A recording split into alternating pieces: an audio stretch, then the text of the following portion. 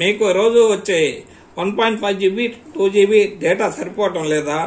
అయితే నేను చెప్పే ఈ సెట్టింగ్ చేసుకోవటం వల్ల మీకు డేటా సరిపోవటమే కాదు, ఇంకా మిగిలే అవకాశం ఉంటుంది. ఫ్రెండ్స్, ముందుగా మీరు సెట్టింగ్స్ ఆన్ చేయండి. సెట్టింగ్స్ ఆన్ చేసిన తర్వాత కాస్త పైకి స్క్రోల్ చేసి ఇక్కడ కనెక్షన్ అండ్ షేరింగ్ అని ఉంది కదా, దీన్ని ట్యాప్ చేయండి. దీన్ని ట్యాప్ చేసిన తర్వాత ఇక్కడ డేటా యూజ్ అని చెప్పి ఉంది కదా, దీన్ని ట్యాప్ చేయండి. కనిపించే వాటిలో మీరు కొన్ని వాడవచ్చు, కొన్ని వాడకపోవచ్చు. అయినా కూడా ఇక్కడ ఉన్న యాప్స్ అన్ని బ్యాక్గ్రౌండ్ లో డేటాను అయితే కన్జ్యూమ్ చేస్తూ ఉంటాయి.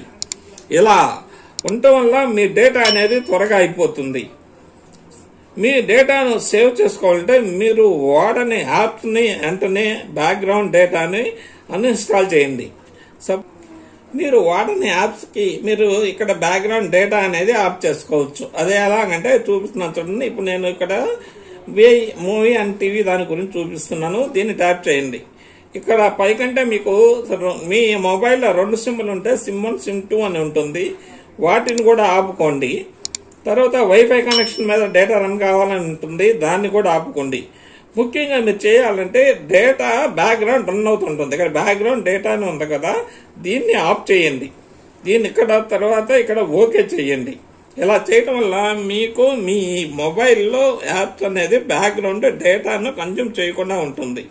ఏ యాప్ అయితే మీరు వాడరు అనుకుంటారో దాన్ని ట్యాప్ చేసి ఇక్కడ మీరు సిమ్ 1 ఆపండి, సిమ్ 2 ఆపాం, వైఫై కనెక్షన్ మీద కూడా నెట్ ఆపుతున్నాం.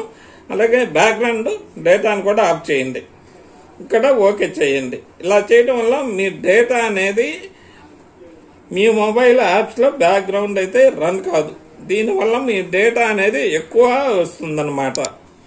ఈ విధంగా మీ డేటాను సేవ్ చేసుకోవచ్చు. ఈ యాప్స్ ప్రతి ఒక్కటి డేటాను మనకు తెలియకుండా బ్యాక్గ్రౌండ్ లో వాడుతూ ఉంటాయి. కనుక యాప్స్ యొక్క డేటాను మనము ఈ విధంగా ఆపుకోవచ్చు. ఈ విధంగా ఆపితే మనకి డేటా అనేది చాలా ఎక్కువ సమయం వచ్చే అవకాశం ఉంటుంది.